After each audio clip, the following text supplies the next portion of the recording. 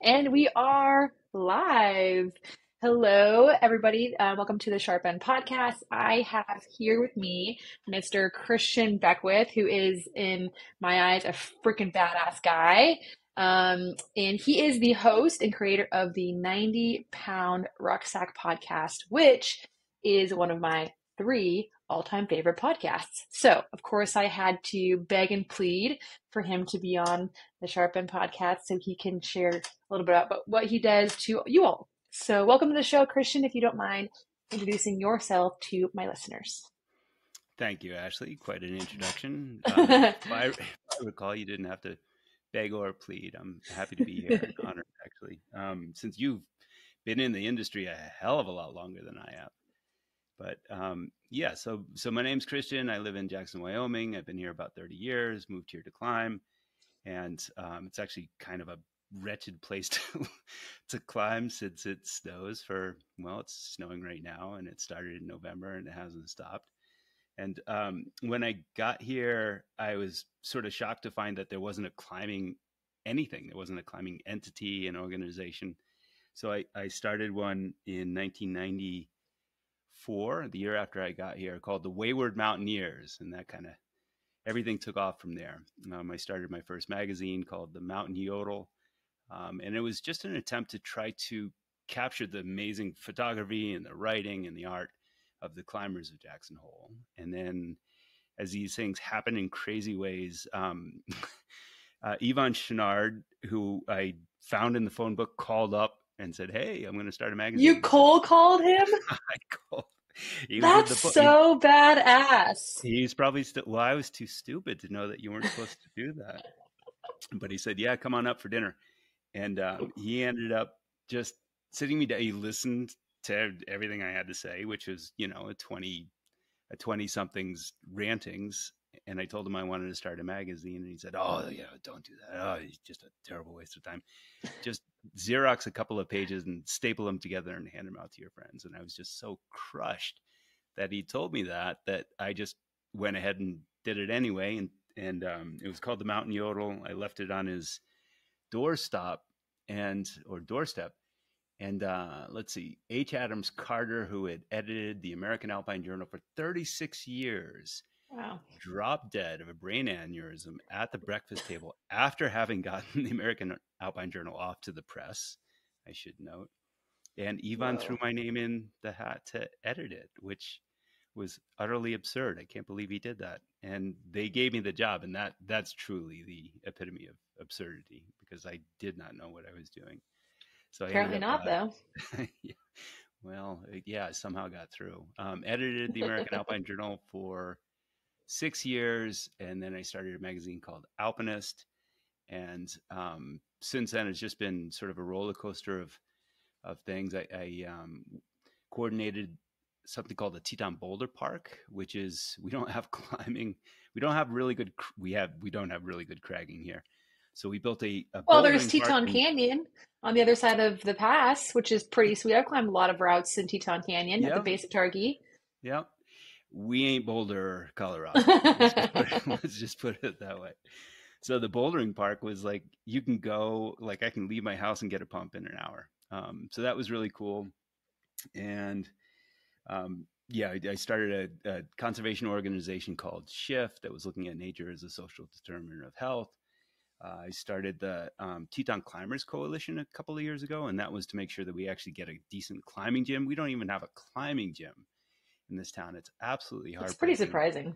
I know, we all look like Tyrannosaurus Rex. We got these charging rhino legs, and then we have these little arms, where we climb like 5'6", which is basically what you could do if you're in the Tetons, because there's really good mountain 5'6" routes, and 5'7" and 5'8", but none of us know how to climb, basically. So my favorite all-time climb I've ever done is Irene's Arete. That's so great. Isn't that stunning? Oh my, blowing my hair back. Whew. Yeah. That's just airy. That is one of the best routes in the Tetons for sure. Yeah, but you're right, it's not bouldering. It's not bouldering. We do have good... It's not cragging. Well, the only problem with the climbing in Jackson and in the Tetons is that every single year, this happens every single year, They move the mountains back a quarter mile and they raise them up 250 feet. And it's happened Hmm. every single year since I've been here. So it's just gotten Huh. harder and the days have gotten longer. Yeah. And I don't know who's doing it, but it's consistent. Everybody I've talked to says the same thing. Huh. That's interesting. Yeah. Little conspiracy theory. Yeah. I think it's the little people, but you can't talk about the little people. Anyway, well, thanks. That was quite the introduction. You are, yeah, I mean, I read your bio online. I'm just like, you freaking kidding me? This guy, what has this guy not done? So, yeah, super, super honored to have you here. And again, I'm so stoked to have you share about your podcast. Again, it's called the 90-Pound Rucksack. And yeah, tell us a little bit about your podcast. Tell us what the 90-Pound Rucksack is all about. Well, in a very abbreviated form, it is the story of a fellow named John McCown and the 10th Mountain Division, and really the dawn of outdoor recreation in America.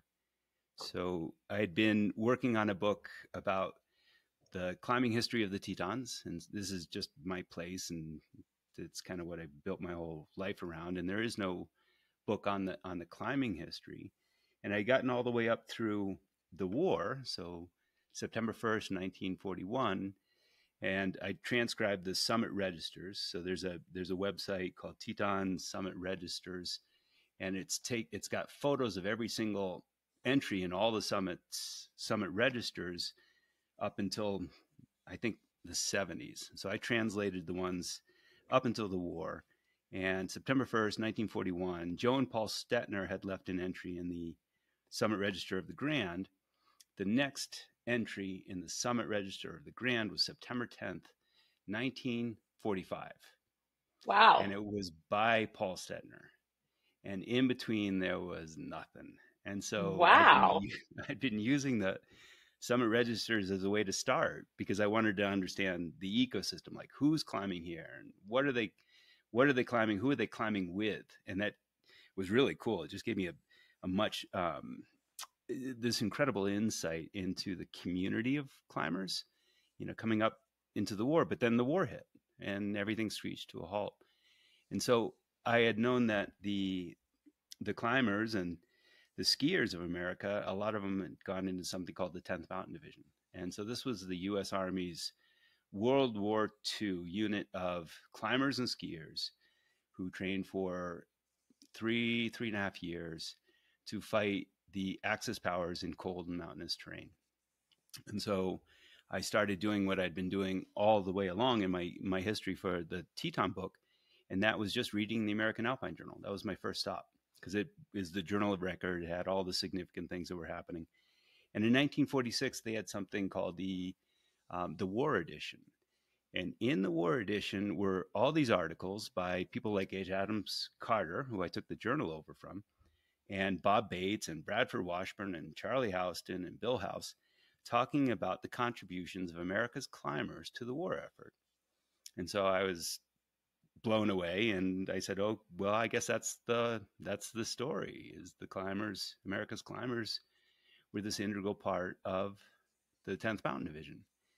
And then I went to the civilian histories, and lo and behold, they didn't mention the climbers. And I was like, Huh. "What do you mean? What happened?" And so I kind of plunged in and tried to figure it out, and I did figure out how to tell. I'm still working. I was thinking I was working on this book about Teton climbing history, and I figured out how to tell the entire story of the 10th Mountain Division from the perspective of Teton climbers. And then importantly, how the 10th Mountain Division influenced Teton climbing after the war, except for the signature offensive in Italy when the 10th deployed in December 1944. And that was the taking of something called Riva Ridge. And it was a Reaver strategic Ridge. Riva, Riva. Riva. Yeah. And I can talk a little bit more about that, but that was a strategic point in something called the Gothic Line. This is what Hitler used to tie up Allied forces for 8 months that could have otherwise been deployed elsewhere in the war and hastened the end of the war. And so the U.S. Army's Fifth Army had been working on it for, they'd thrown something like 150,000 soldiers at it for 8 months at a time without success, because it's a long story, but the key point in the Gothic line was something called Mount Belvedere. And the problem with taking Mount Belvedere, which Allied forces had done a number of times before, is that there was something right next to it called Riva Ridge. And Riva Ridge was higher. It was precipitous on the eastern side. On the western side, it was gentle enough that the Germans could drive up and resupply themselves. But that eastern side was steep enough that the Germans thought that they didn't have to defend it because it could not be climbed. And So they thought. the 10th Mountain Division climbed it. That broke the Gothic line. And when I was reading the military history of the deployment to Italy, I found this name, John McCown, who led the hardest line on Riva Ridge. All the lines on Riva Ridge, the 86th Mountain Infantry climbed it under cover of darkness with, I can't remember if they didn't have ammo in their guns at that point because they couldn't risk a gunshot alerting the Germans to their presence. But the 700 soldiers climbed it at night under cover of darkness in February 18th and 19th, 1945, and took it without a casualty. And when I was reading the military history, the person that led the hardest line on it, which was to a summit called Monte Sarasiccia, was a fellow named John McCown. And when I read that name, the light bulb went off. And I went back through my summit registers and I found the name John McCown. And in 1939, he was all over the Tetons. And he was back here in 1940.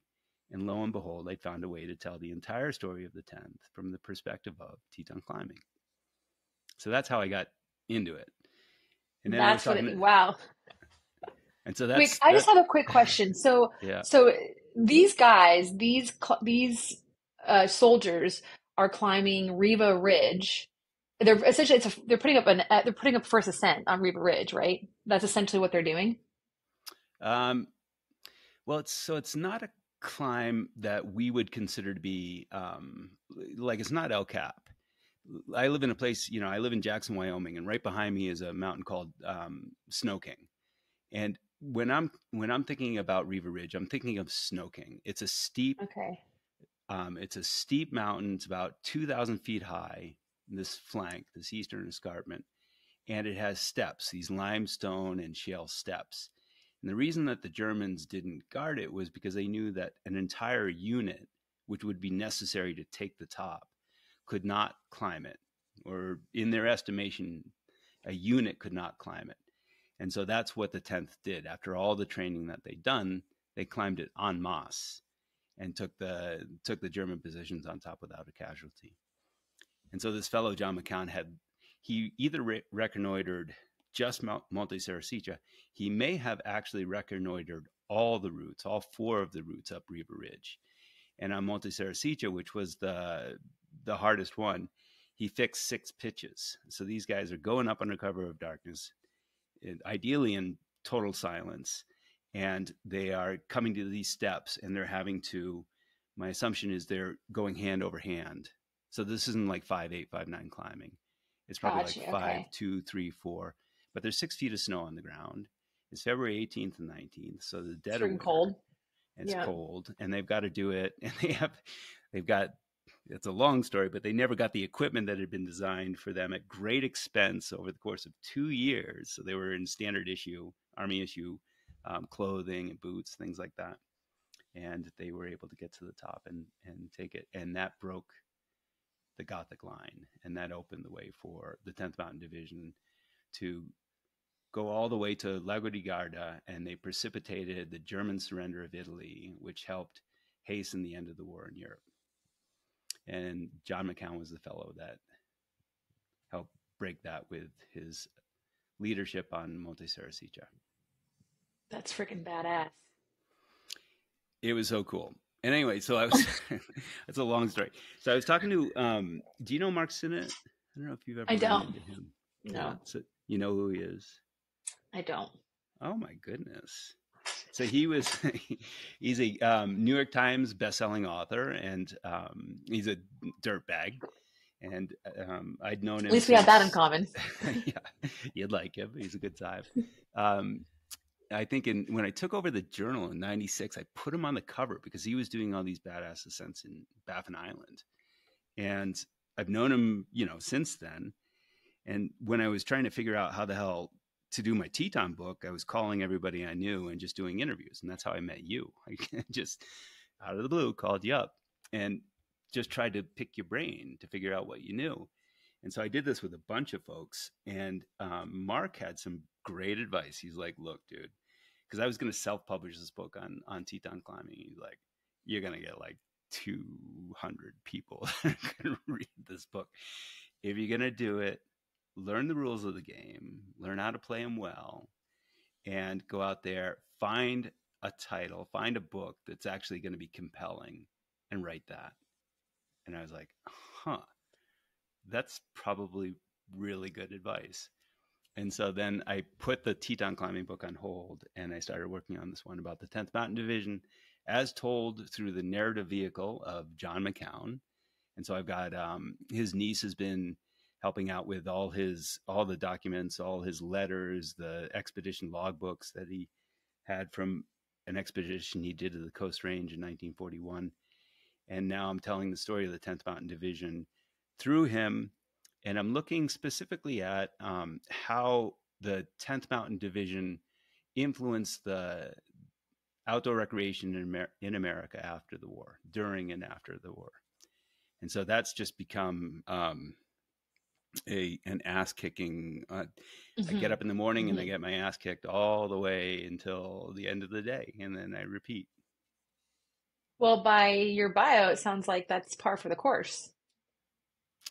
Yeah, but I have a short-term memory problem. So I don't That makes two of remember us. anything. I honestly can't remember what happened, earlier than this morning. Mm, perfect. It's a It's new it, day every day. it seems to work. Yeah. When did you start this project? Oh my God. I mean, I started on the Teton climbing book in August of 2021. And Okay. then I think I wrote, the chapter on the 10th Mountain Division was a 70-page chapter. And I finished that it was right before we went out for New Year's of 2021. And then I think of May and June of last year, I finally made the decision to focus on the 10th Mountain Division. So I've been working in earnest on that since then. And, I came from a publishing background. And so I was interested in how the hell do you make a living on this shit? Because the formula that I was aware of back when I was doing Alpinist, for example, it doesn't work anymore. And the one thing that seemed to be growing was podcasting. Yep. So I figured if I could put together a podcast that doubled as real time research for the work that I was doing on the book, I could perhaps build an audience for the book and sell it directly to them when I'm done. So that's that's the idea. We'll see if it works out or not. So that's sort of the inspiration of the podcast, like the podcast birth out of your dream of making this book. Yeah, and I also Mm-hmm. know that if I don't have a deadline, I don't get anything done. So I Mm-hmm. decided to put a gun to Mm-hmm. my own head, and I stated publicly, which was absolutely idiotic, that I would do one episode a month. And I pulled it off for the first, 4 or 5 episodes, at which point the only way I can do one a month is if I stop exercising entirely and if I stop going into Mm-hmm. the mountains. Like if I do Which that, is that's not a negotiable at all. I mean, you can't do that for your mental health and your physical health. You can't give that up. no, no, but I did for a while and I just became like a fat blob and I was unhappy. And I Mm. finally was like, fuck this shit, man. I gotta figure out, and I'm making no money. And so I was like, you know what? I'm going to pace myself. And so here, this episode that I'm working on now, I've been working on it since the beginning of February, and we're already in the middle of March. And that's just the So time it takes to do this. So that's a month and a half. So that's one episode. So what's the average length of time that it takes you to make one episode, including interviews and production and editing and yeah, tell me that. Ugh, you don't want to know. I mean, I do. I want to know. I want to know. well, Average, give me ballpark. boy, that's so hard to say. I mean, because I did all that initial research when I was writing the chapter. And now what I'm doing is, and I put together an advisory board of the foremost experts on the division. And so I've got them, they're helping me with, I do interviews with them. They're the experts. And then I'm also using them to help like make sure that this is right. I'm really concerned about historical accuracy. So the research, as I go back beyond that superficial level that I used to write that chapter, to go under the waves, and man, it's an ocean under there. That takes a minimum of, I would say, like 3 weeks just to try to come up to speed on some of these topics. And So you've then, only got a week left in your month before you got to pump out an episode, Mister. no, I'm a week behind. There should But be I've written, 5 weeks I've written, coming up. I've written most of it, and I am getting close.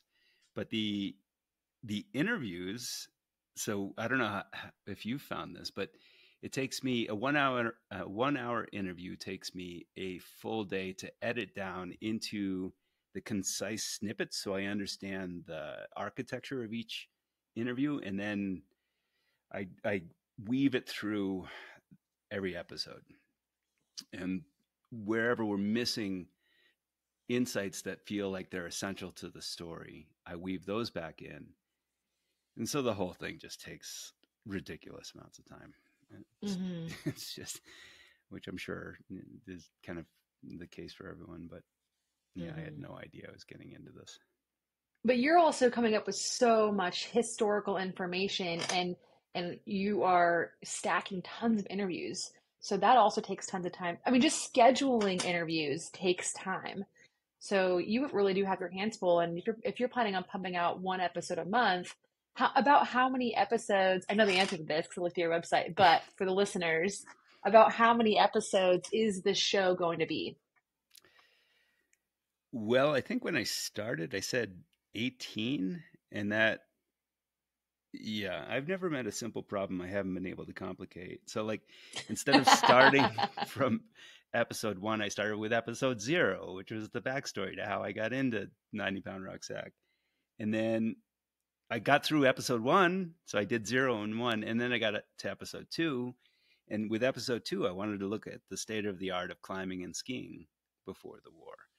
And unfortunately, just the skiing alone, there was so much history there, and it was fascinating. I mean, I've skied since I was 5, and I live in Jackson.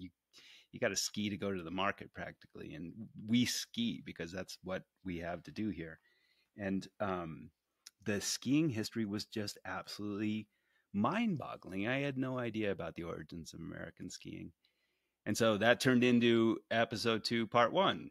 And then I had to do episode 2, part 2, which was the climbing history in America before the war, so that we could understand the influence and impact that the 10th Mountain Division had on climbing and skiing during and after the war. You needed to know where we were coming from in order to know how they changed where we were headed.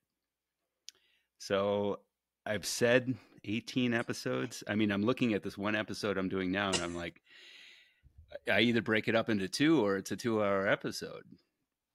And I think I'm just going Well, to go with that's a cruxy 2-hour too. episode. As a podcast host, are your listeners going to listen to 2 hours? I mean, that's a tough one to decide on what to do, cut it in half or just do one long one. That's yeah, I know, maybe episode 4, part 1 right.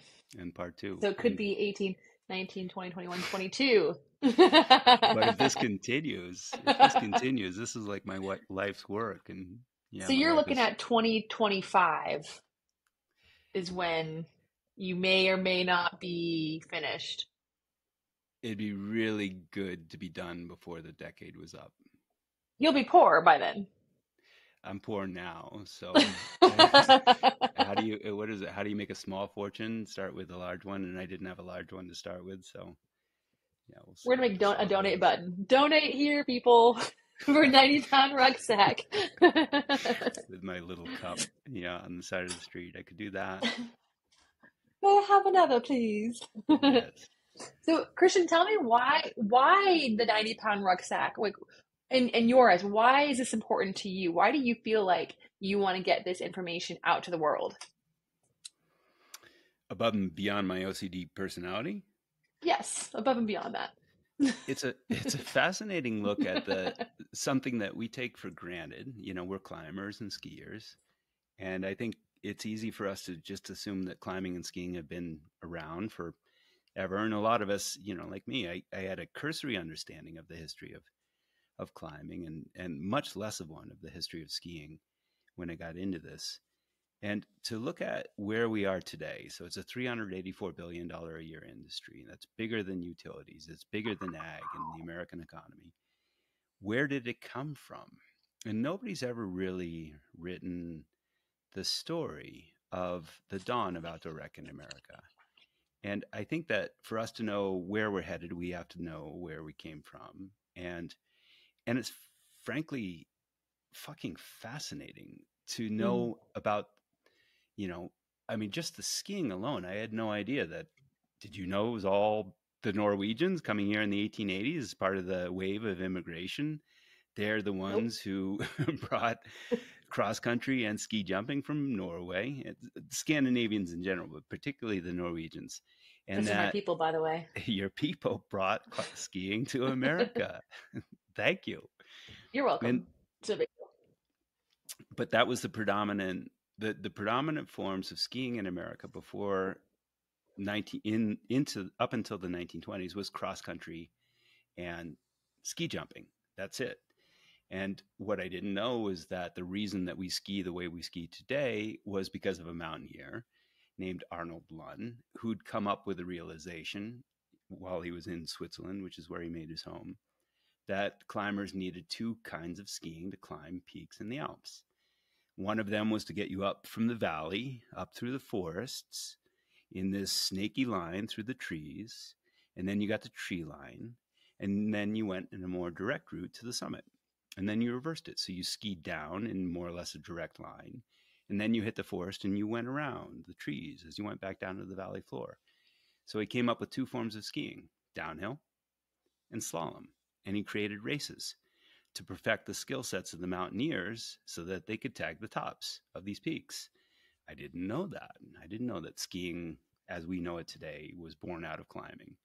And I also didn't know that the technique that swept the world in the 20s and that really made skiing in America explode in America in before the war, so in the 1930s, was the responsibility of a man named Hannes Schneider, who was an Austrian, who developed something called the Arlberg technique in Anton du Arlberg, and this is in Austria. And he'd begun to tinker with a technique that allowed people to ski in a more efficient and effective manner in the Alps in the 19 teens. And then during World War I, when he was a soldier in the Austrian army, he'd sort of perfected this technique that came to be known as the Arlberg technique. And it was kind of a crouch, and it had a swoopy shoulder turn to it. And this crouch and swoopy shoulder turn was critical for skiing in places like the Alps. And so, you know, wealthy Americans who were going to the Alps for their winter vacations learned about the Arlberg technique, began to bring it back over to the States. Hannes Schneider sent some of his emissaries, the disciples of the Arlberg technique, to the U.S. to open up schools here for the teaching of this Arlberg technique, which came out of the Austrian army, and it went ballistic. It swept the world, and suddenly everybody was using the Arlberg technique, and they were skiing in downhill and slalom form, and suddenly cross country and ski jumping, which had predominated in America, were displaced by this German and Teutonic and Austrian form of skiing, which was ironic because we were about to go to war with Germany and Austria. And it just goes like all of this, I just found so absolutely fascinating. And I didn't know that in the 1930s, that this explosion in popularity that had been pushed primarily by the Arlberg technique and by the advent of downhill and slalom skiing, and fast tracked by the advent of snow trains, which were for example, Boston and Maine's way to stave off depression during bankruptcy during the Great Depression. They were taking people from Boston to New Hampshire to like meadows with these cross country skis right at the beginning of the 30s, and just having them tromp around in the meadows. And this for them was a financial lifeline. And finally, people kind of realized that you could do something other than just tromp around in these meadows. You could actually go up and down hills. And then, then in 1934, the first rope tows appeared, and suddenly you didn't have to walk up to get you downhill. You could get carted up, and skiing exploded. And before the war, there were between 1 and 3 million skiers in the United States. I had no idea it was that popular. I thought that perhaps it got started during the war. And the number of climbers, so I counted the various organizations in the country. So the leading orgs were American Alpine Club and the Appalachian Mountain Club and the Sierra Club, Colorado Mountain Club, Mazamas, Mountaineers. And then there were like the Yale Mountaineering Club and Dartmouth Mountaineering Club, Harvard Mountaineering Club. So I counted up the memberships of all these various organizations, 12,000. And then that's it, 12,000. And then I took away all the people that are peak baggers, just sort of walking up a volcano, or, if they're in the east, walking up, some of the Appalachian hills. And I tried to filter for the people that were actually capable of navigating technical fifth class terrain without killing themselves. And I came up with 500. And so wow. Shave that number down. So I'm in a big fight with John Middendorf, who's doing an amazing history, a deep, deep dive into the history of climbing gear called Mechanical Advantage. You got to check it out if you haven't already. It's absolutely stunning. And he insists that there were 1,000 climbers, 1,000 people capable of fifth class terrain. So, split the difference. 750 climbers in America before the war. I would love to hear an episode with you two battling that one out. I know. That'd be, yeah. You are a wealth of knowledge. That's why I love your podcast so much, because it's just so informative. Like there's things my mind is blown almost every single sentence that comes out of your mouth when I listen to your podcast. It's epic. You have an epic podcast. Yeah. I think the world should know about it. So I'm like, come on, people. The 90-pound rucksack. Thank you. But it is fascinating. All this stuff is just so fascinating. And, where I'm leaving off, John's going deeper. So if you think any of this is interesting, wait till he starts talking about steel. Like he is so into steel before the war, and like the various, how it was tempered. I go down rabbit holes. He goes down whatever's beneath the rabbit holes, and he has, nobody's seen him because he's been down there for well over a year now. But Mechanical Advantage, check his stuff out. But the thing that was so fascinating was one of the reasons that the 10th Mountain Division was known primarily as a ski troop was because, number one, there weren't many climbers. I mean, 1 to 2 million, maybe 3 million skiers in America before the war. Under 1,000 technical climbers. It sort of makes sense that the division is known mostly for its skiing and its skiers. But because I read, I started my research by reading the American Alpine Journal, the war edition. I was aware of the fact that the climbers contributed disproportionately to the development of so many facets of the 10th Mountain Division that were critical to its success. So H. Adams Carter, who was the editor of the journal for 36 years, made it into the Journal of Record. He was a polyglot, and in 1939, summer of 1939, he was in Switzerland with Bob Bates, another one of the Harvard Five, and these are the guys that really brought American climbing into the fore in the 1930s. They were with Hermann Ogi, who was had the Ogis were the Swiss mountaineering family, and they'd taken H. Adams Carter in as a student when he was 16. He was a polyglot, so he spoke German, he spoke French, he spoke um, Italian, he spoke Spanish. I mean, he learned Balti on the approach to Nanda Devi in 1934 from his porters. I mean, the guy could pick up languages like Wow. there was That's no a tomorrow. superpower. It was a superpower. He had so many superpowers. I never met him, but man, he sounded like such the nicest guy in the world. But so he was with Herman Hoge and Bob Bates, and they observed the maneuvers of the Swiss mountain troops in July or August of 1939. They were like, huh, we might need some of those ourselves. And the problem with America at that time, particularly when you're talking about the military, was we were the 17th largest military in the world. We were right behind Romania. And we hadn't updated our cold weather fighting manual since 1914 because we were a warm weather flatland operation. With no legacy, we really didn't have a legacy of mountaineering at all, or any kind of mountain activity, with the exception of some skiing. And what Ad did was, because he's a polyglot, one of the first things he did was identify, procure, and translate the war manuals from the French, the Swiss, the Italian, the German, and the Austrian mountain troops. And that became the foundation for America's fighting manuals. So that's just one of the things he did. The other thing he did was Herman Ogie had a pair of boots on that were these crazy ass, they had these crazy ass soles. And Ad was like, Herman, what the hell are those? And Herman's like, you have the same size feet. Try them on. And climbing boots up to that point had tricuni nailed soles. So those are the nails that they would nail into the bottoms of the boots. I still can't figure this out. Why would that And make you that's supposed to climb give it like that's like better? a crampon. That's a crampon. But they use them for rock. I got to go get a pair and try it out. But this was like, the TC pros of the day, tricuni nailed Wow. boots.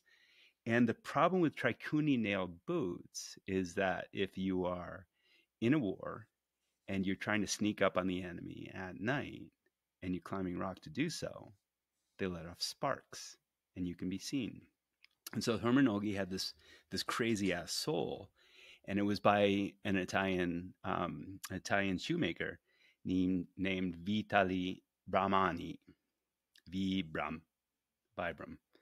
and it was an absolute revolution and a revelation for H. Adams Carter. He put them on and he was like, holy shit, these things are the bomb. They climb so much better than a tricuni nailed boot.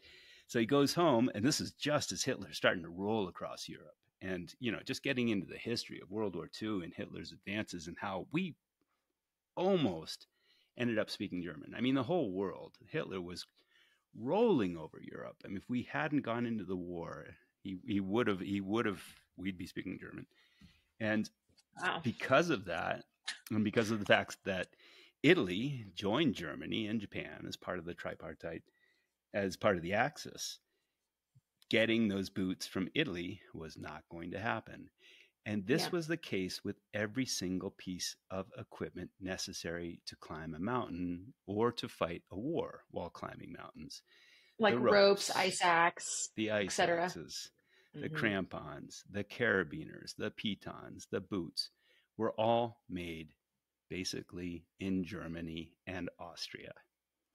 So the U.S. Army, when it came about to actually getting its act together enough to start this mountain unit, and that was an absolute adventure in its own right, unprecedented unit in a time when we have to go from 200,000 soldiers and 8 divisions to 8.8 million soldiers and 215 divisions in 3 years.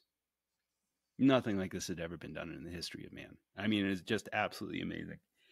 And the equipment necessary to outfit this one specialized unit, so this one tiny little unit in the midst of this incredible transformation of the American military, all the stuff that they needed to climb and fight mountains was made by our adversaries.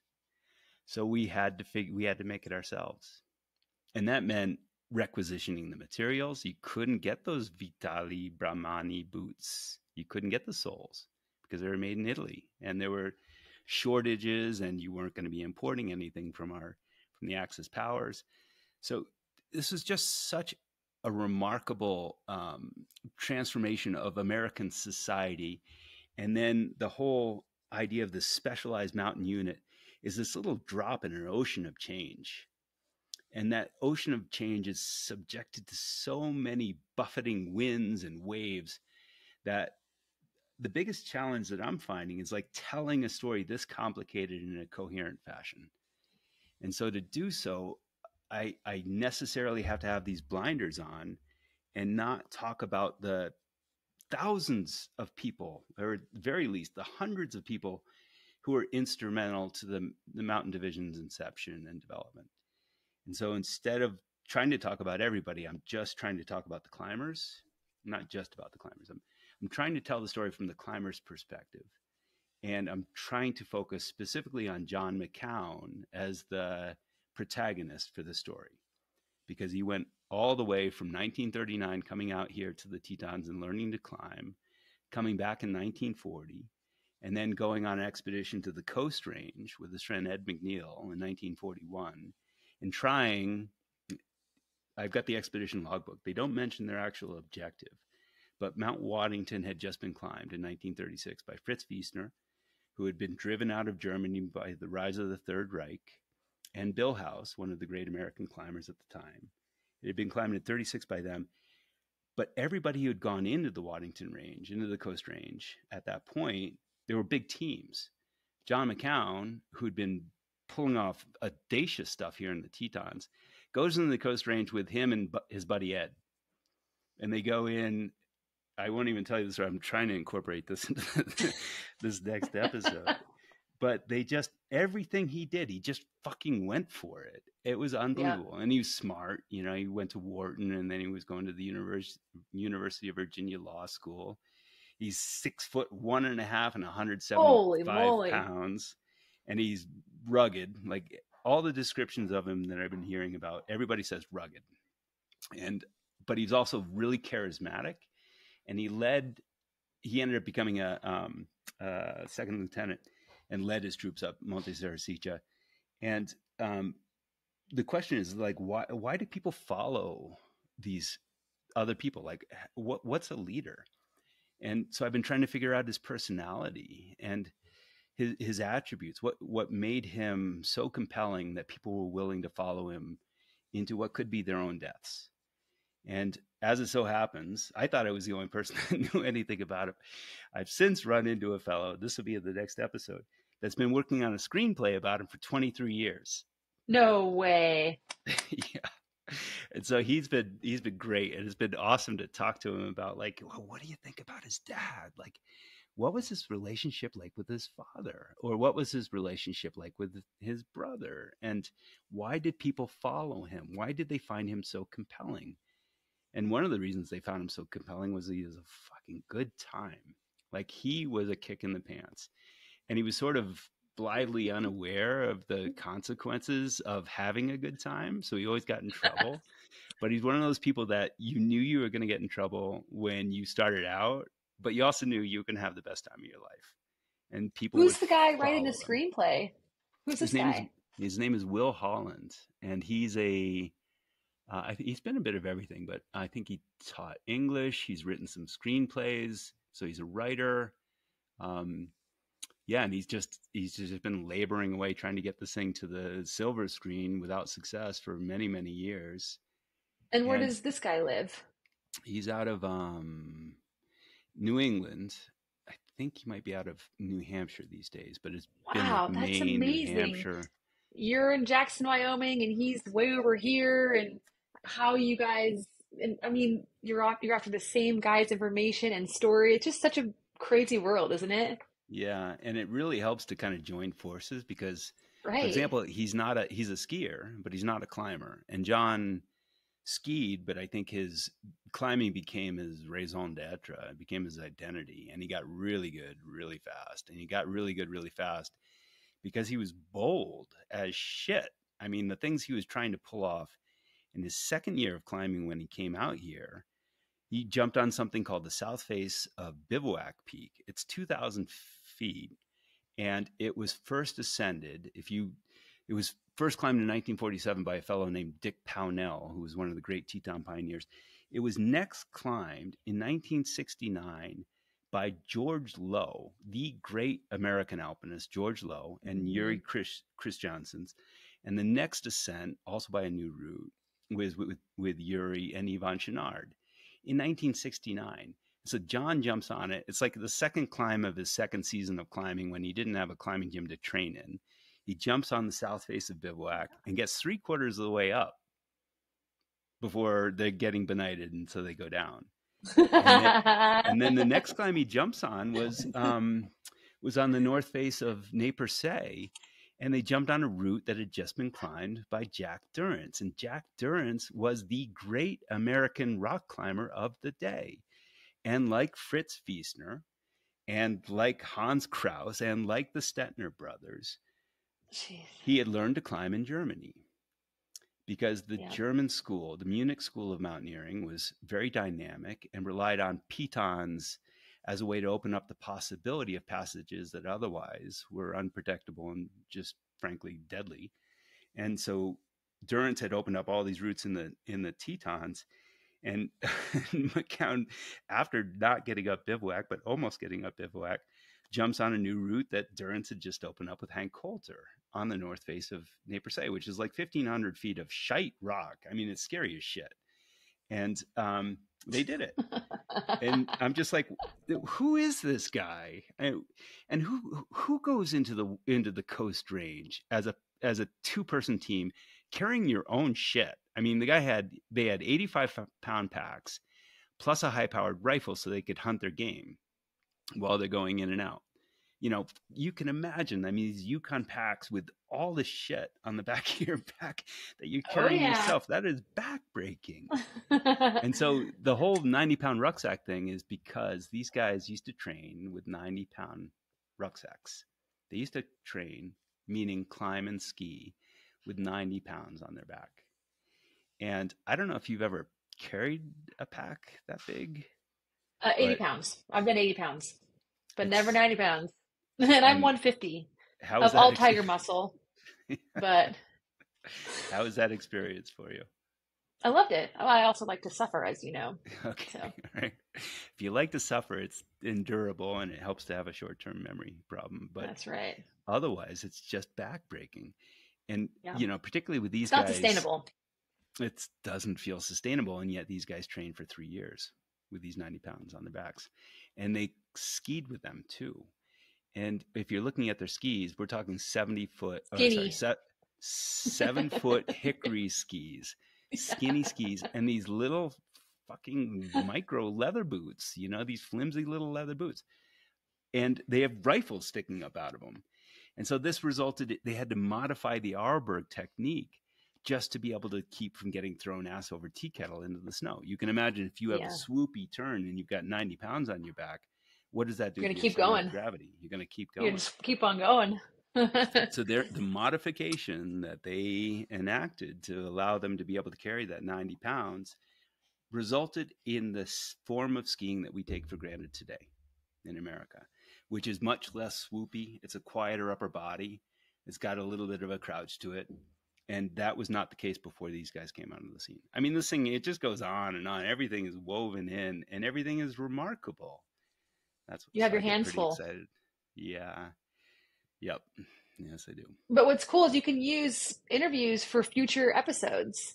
You know, I mean, you have so much content during your interviews with people that some things that people say may not be pertinent in that one episode, but in 3 or 4 episodes, you'd be like, oh, this guy said this thing that would be a perfect fit for this episode. But that's another friggin' loophole for you, is that you have to go and label, like chop up your interviews and then label everything just so you know what piece is what. I mean, it's, you have epic proportions of work ahead. And I mean, I don't want to make you hit your head against the table any more than you already are, but I'm just so excited about your podcast, and it is truly You're so like a piece great. of art.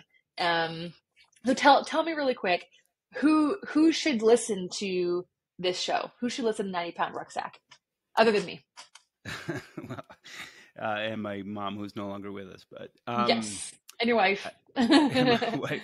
I mean, climbers and skiers, Yeah, first and foremost. I think that if you're interested in climbing and skiing, it's just so cool to know where it came from, and it's so yeah, cool. We're all badass and we love doing all this shit. And you look back at what these guys were doing and the equipment they were doing it with, and you just are humbled. You're just so right. humbled at what they were pulling off. I mean, I am so flabbergasted. I went over to the South Face of Bivouac the other day, and it was a 12-hour day, like to get there and back again. And with And I all the just, gear, all the probably top of the line equipment, and these yeah, think about these guys back in the day with the kind of boots they're wearing and the wool knickers and wool. I mean, I was just looking at all the Army issue equipment of the day. It was all wool, everything, it was wool all wool, underwear. yeah. How Thick, would you like to wear itchy. Ugh. thick, itchy wool underwear and thick, itchy wool long Stop. johns? Stop. I know. Socks, Stop. what they called blouses, breeches, knickers. I mean, can you imagine? So painful. No. Yeah. And so just like, So yeah. So climbers and so skiers. And I think, World War II, I've never really been, I'm not like a military guy, but it's blowing my mind.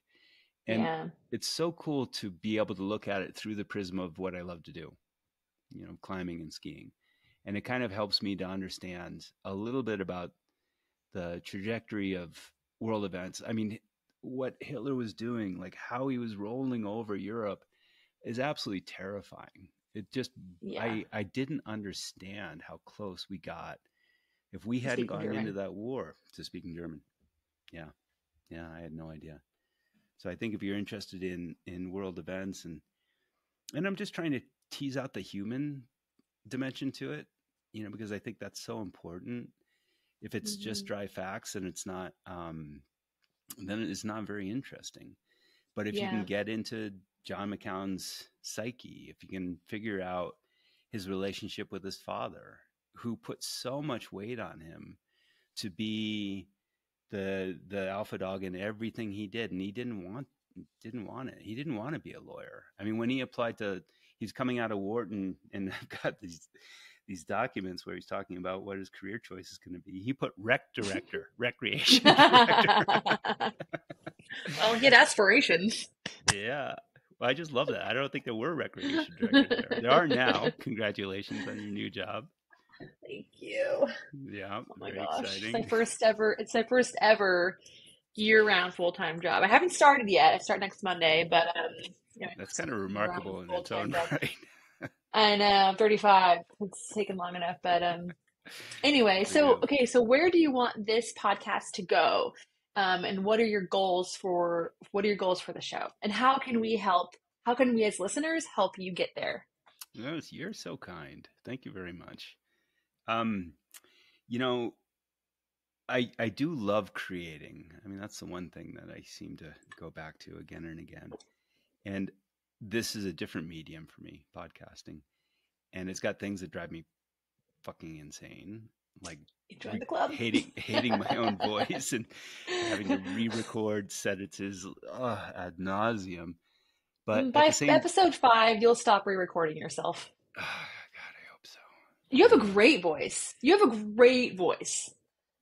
Do It's you like very your narrative, very voice? storytelling. Well, I didn't. I hated it. So I totally relate to what you're saying by re-recording your voice, like every single sentence. I did that the Mm-hmm. first 5 to 10 episodes of The Sharp End, and Yeah. now I've learned to accept, like, this is what I sound like. This is what I sound like. Thanks, Yeah. mom. Thanks, dad. I can't change Yeah. it. If you don't Yeah. like the way my voice sounds, don't listen to the podcast. Yeah. And I don't mind it anymore. It's just I've accepted that this is my voice, and it doesn't bother Wow. me like it used to. So I think episode 5, you'll start to stop Zip through. re-recording your.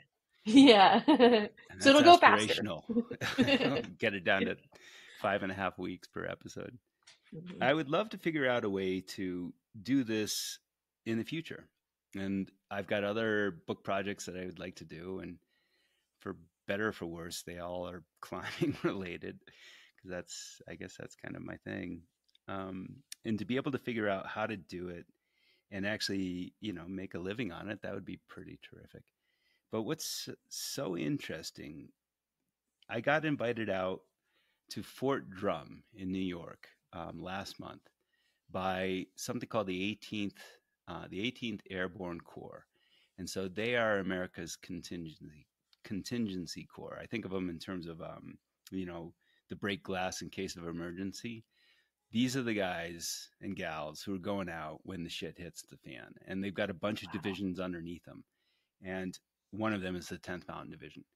And so I went out, and it was this leadership forum, which meant it was all the generals of all these different divisions. Wow. And I ended up hanging out with them at we had a social at Major General Anderson's house, and he's the commanding officer of the 10th Mountain Division.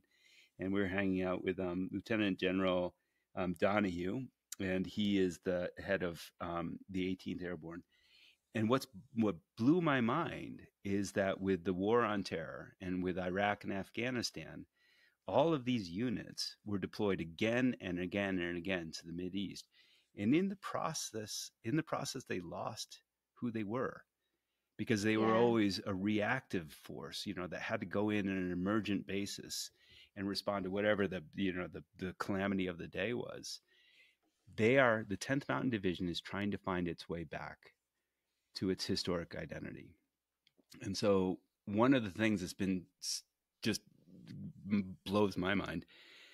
I've become so just blown away by the patriotism of the folks that went into World War II. It was such a different time. It was a Yeah. much, in some ways, much more innocent time. It was much less polarized. But I've just come away from their sacrifice, and the 10th Mountain Division got their fucking asses handed to them when they deployed to Italy. Hmm. I mean, they rolled over the Germans like a tsunami, but they incurred more injuries than any other unit that was fighting in the Italian theater. And they all lost so many people, and they all came back with, basically PTSD before PTSD was a thing. And they all fanned back out in the mountains. Lo and behold, my last job, I was looking at nature as a social determinant of health. There's a reason you go back to the mountains, because they make you feel good, and it's better than the bottom of a bottle of vodka. And so I just find myself asking, how can I help? How can I help Mm. the 10th Mountain Division today find their way back to this unit that does what it historically was meant to do, and that is to be our protection in the mountains. And I think that's what all of us can do. They're trying to figure it out right now. They're just really beginning to get their bearings on how to do that. And I'm standing by the ready, trying to figure out, how can I serve? How can I serve my country? And I think that's one of the things that we can all do these days is, how do we serve our country? Because Hmm. if it weren't for them, we'd be speaking German. And Hmm. we take a lot of our freedoms for granted. And I have a Yeah.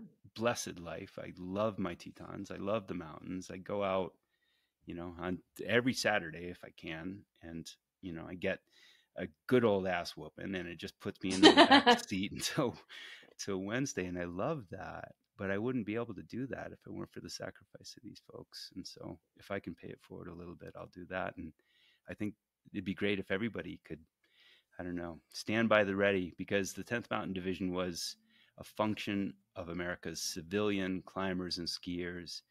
And perhaps we're going to have an opportunity to serve again. And if so, I'm going to say, yes, sir. What can I do to help? Well, thank you so much, Christian Beckwith. It is an honor to chat with you today. Like, really, such a privilege. Thank you so much. I'm blushing. You're so great. Thank you very much. It's such an honor to talk to you about this. And thank you for sharing the enthusiasm. That makes four of us. Yeah, I love there's that. more than four. We'd So love to again, get more. thanks for being on the Sharp It. I'm super stoked for the next episode to come out of the 90-pound rucksack. Hang in there. You're doing great. And of course, always reach out if I can help you do anything else. ChristianBeckwith.com is where you can find more information about it, or wherever you get your podcasts. Ashley, thank you. My pleasure. Thank you. Have a wonderful rest of your day, my friend. All right, you too. Cheers. Bye. Bye.